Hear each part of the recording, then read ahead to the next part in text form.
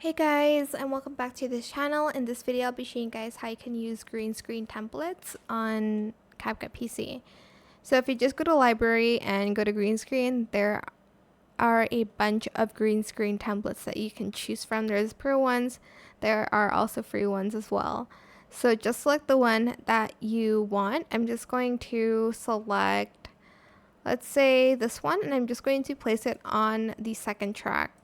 Go to the green screen area. I'm just going to go to remove background, chroma key, select the color picker, and select just the green area.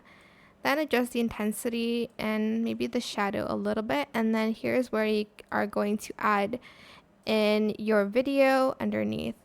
And that is pretty much it. Super simple. I hope this tutorial was helpful for you guys. Don't forget to like, comment, share, and also subscribe to this channel if you haven't done that already. If you have any more questions about this video, just leave it in the comment section down below. I will try my best to answer them all for you guys. And if you found this video helpful, please click the thanks button as well. That is it. Thank you so much for watching. Bye.